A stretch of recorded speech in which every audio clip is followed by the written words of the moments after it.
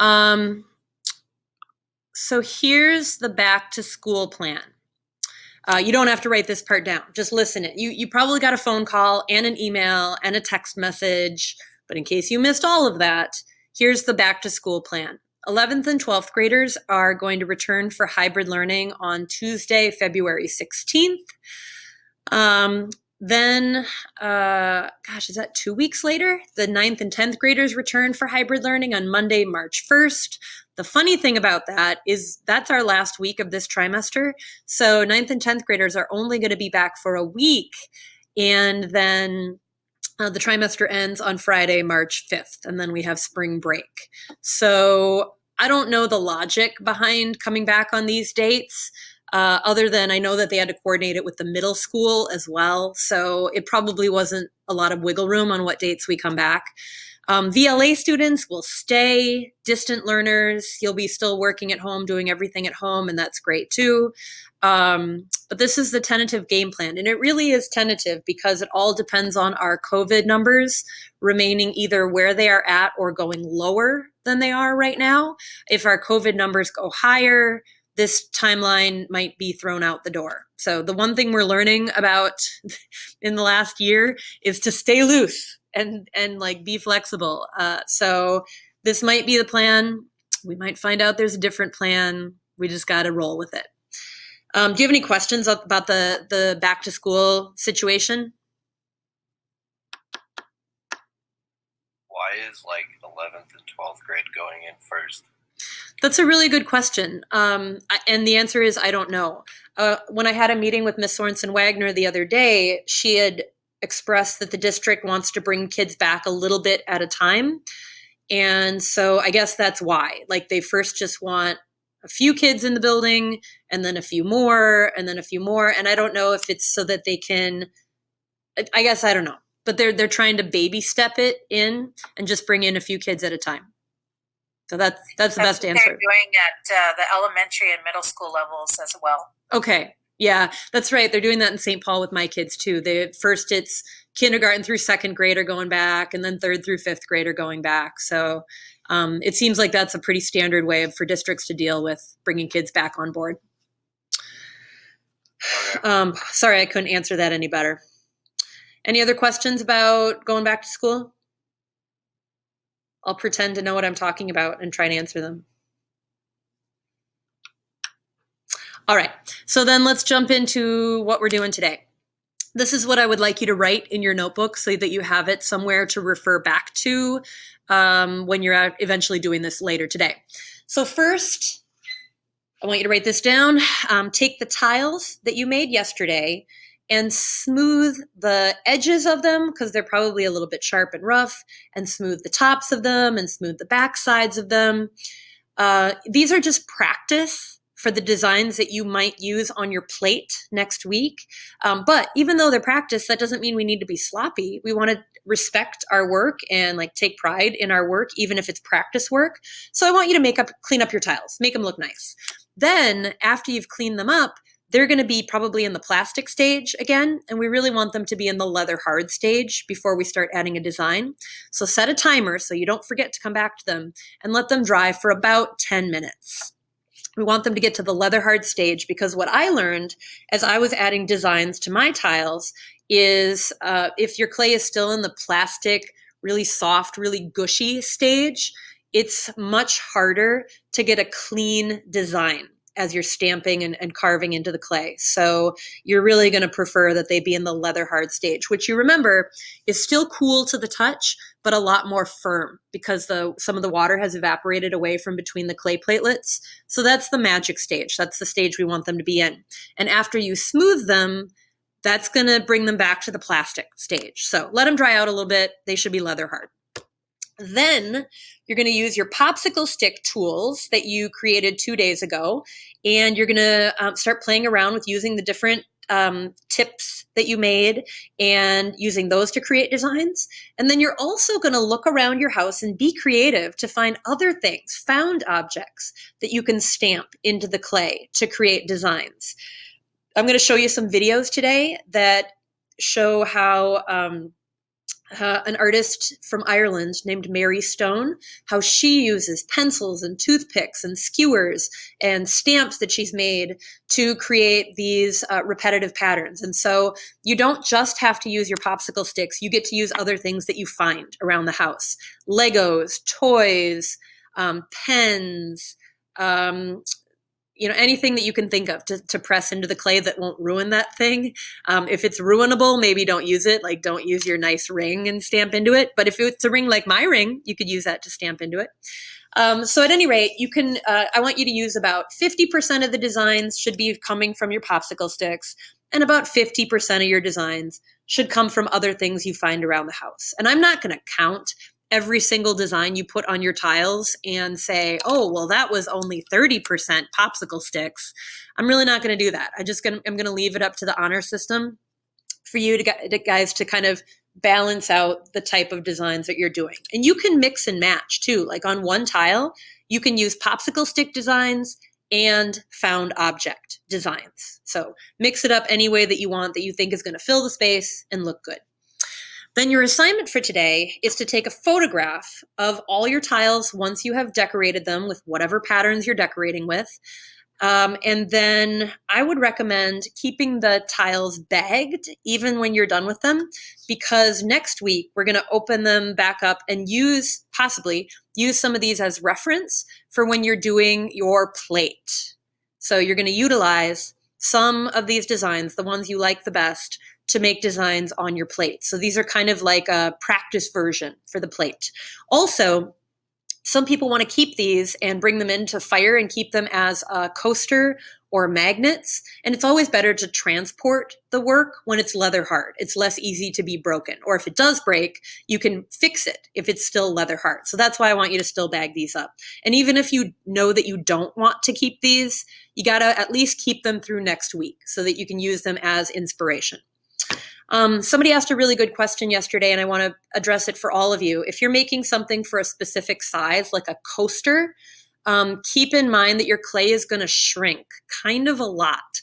So if you want something to be, say, 4 inches across, you should probably actually make it 5 inches across so that it will account for the shrinking that it goes through, because stoneware shrinks more than earthenware did. So it's going to shrink probably at least 10%. Okay, so that might mean you need to make new tiles today. Take the weekend to finish it up. That's fine. I don't care.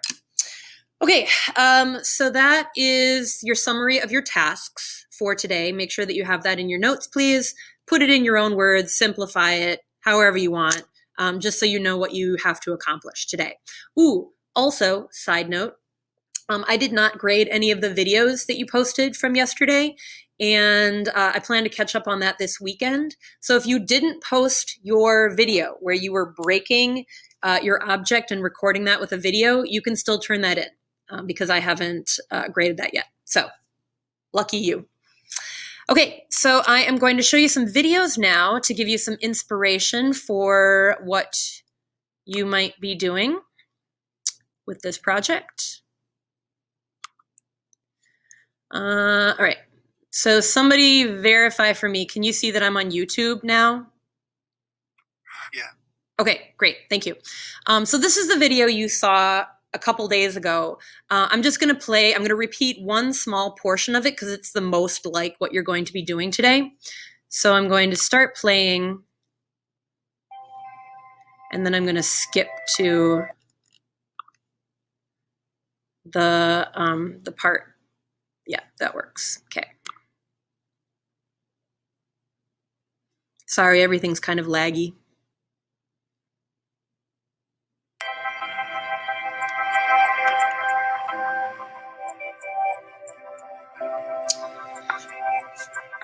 So you've already made your tiles, and you could do like this guy does. He makes his design a radial design, which means it's in the shape of a circle since the tile is in the shape of a circle, but your design does not have to be radial. Maybe play around with some of your designs being circular radial designs, and then some of them maybe could be more linear. The next artist we're going to look at after this video does things that are a lot more linear, going across the tile. So this is just a ballpoint pen. And if you use a click pen and retract the pen part inside the body of the pen, that little round tip will give you a really awesome little like belly button when you stamp it into the clay. And if you stamp it more at an angle, it gives you a different sort of pattern. So you can take one tool and use it in lots of different ways to create some different patterns. What I think is really creative and really great here is the artist is really thinking about using every bit of space. So every bit has a pattern, every bit has a texture. There's something cool to look at from every side and every angle, and it's all balanced. And if this was to be glazed, the glazes would look really amazing in all those little nooks and crannies. Okay, now I'm going to skip to the next video, which is featuring the work of Irish artist Mary Stone. We're going to see a couple videos of hers. She uses porcelain.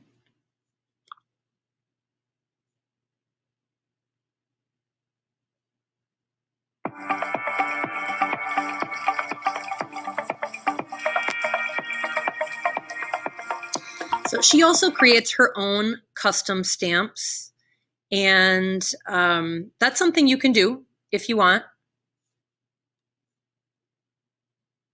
Oh, there we go. You can create your own stamp, and it won't be fired, but you could let it dry out, and then it will still stamp into the clay. So those bigger circles, those were a stamp that she made. Then she's just using a pencil to make those tinier circles, to fill in the space, to create some nice contrast between the bigger designs and the smaller designs. So it's just very methodical, repetitive work. This would be a great project to work on while you're having your favorite TV show on in the background, so you can kind of like do two things at once. Because this doesn't require a lot of brain or bandwidth to really do this. You have to think through it a little bit, like where you're going to place things. But then there's all these little repetitive marks that you're making where you just kind of get to slip into the zone and really just kind of cruise along doing the same marks repetitively. So this is a skewer like you would use for shish kebab, and she was pushing it in while it was at an angle. So the deeper the angle, the longer or the bigger the design. So here she is using a pencil again, first just pressing the tip into it, and then pushing almost the entire top half or the entire head of the pencil into the clay. And it's off center, so you can do a design exactly in the center, or you can do it off center. It's up to you. The key here is variety. So notice she presses to different depths. So when she presses really deeply, it makes a dark texture. When she presses really lightly, it makes a lighter texture. She really has a great variety of things happening on that surface, which makes it really, really interesting to look at. So she works with porcelain. I mentioned this to you. Porcelain is a really translucent type of clay. It's almost see-through, so light can go through it. So she makes these lanterns. And when you put a light inside them, the light actually shines through where she has pressed into the clay so that there's just a little bit of clay thickness there for the light to shine through. The kind of clay that we are using is stoneware, of course, and it is not translucent. So unfortunately, we would not be able to do this exact thing. But maybe someday you'll get the opportunity to use porcelain. It's like sculpting with butter. It's so smooth, kind of fun to work with. If you end up taking ceramics C or advanced ceramics, we might work with porcelain a little bit.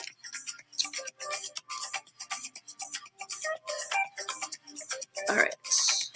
So now I have another Mary Stone video I'm going to play for you. It's another short one. This is a much bigger tile that she's working on. A circular design, by the way, is called a mandala. So this is a mandala design that she is working with. So she does some of her custom stamps that she's made by herself. And then kind of the reason I wanted to show you this this video is you'll see that she separates the portions of the tile into quadrants. And so it really helps her make a design that's very balanced and very even. And so there is some math involved with it. And I don't know that you're going to be doing any sort of precise measuring on these small tiles that we're working on today. But next week, when we move on to the plate, that's going to be a bigger shape. And you might want to do some measuring, like Mary has done here, those little, very delicate little lines that she's drawn out with a ruler that she can erase or blend away later. That's helping her create a pattern that is perfectly balanced. So she's just using a pencil now, kind of putting the tip in and then leaning the pencil out so she gets more of a teardrop shaped design. And I'm going to skip to the end so you can see more of the kind of finishing touches that she does.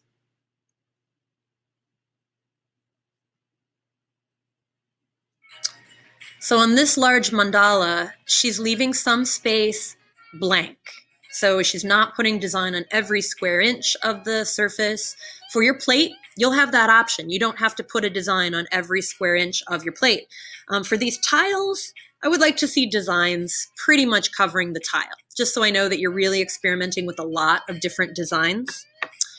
One of the things that I love that she does is she does graduated circles. So if you see kind of in the middle, there's circles that are big and then get smaller and smaller and smaller and smaller. That's kind of a cool technique, kind of like it's radiating out from the center. So there's one more Mary Stone video that I'm going to show you that's about a minute long, and then we'll come back together as a group. So this is more along the lines of what you might be doing because it's a small circle. This is an example of using more of a linear design. It is not a radial design. So the design is more like side to side and not radiating out from the center. So she just used a toothpick to draw those lines. Now she's using a skewer to stamp those little, I don't even know what to call them. They're kind of like waves, I guess. And then on the other side, she's using the tip of a pencil, kind of a dull pencil. And every time she stamps a new row of circles, it kind of pushes up the previous layer of circles, so it changes the shape of the circles. And now she's using a smaller tool, so the dots get smaller and smaller and smaller, so they kind of fade away. Again, a really nice array of textures, a lot of variety that gives your eyeball a lot to look at. And here, same thing. She's letting her pressure get less and less and less, so the texture is less intense as it goes away. So there's a ton of Mary Stone videos on the interwebs. So if you want to look at more examples of what she does, they're really mesmerizing to watch. And so go ahead, like feel free to look at more if you want. Okay, I'm going to stop sharing for a moment. I'm going to go back to our Google Meet. I'm going to show you a few things that I did on my tiles, which might be helpful to you. They might not, and that's fine because there's like a million ways that you can do this project. So first off, this was the first tile that I did, and I used this popsicle stick to make it almost look like a snowflake. I don't know that I'm in love with how that turned out. I did use my toothpick to also make some smaller dots. It's okay. I don't know that that would be a pattern I would use again. This was the next one I did, and I used this tool and I tried to stamp a spiral, and I really didn't like how the spiral looked, so then I changed up the inside and did something with the pencil to kind of make it, I guess, look more like the center of a flower. Again, not super in love with how that's looking. In fact, I think this is my worst one. Then I did this one, and I liked how this one came out a lot more. This is a bigger one.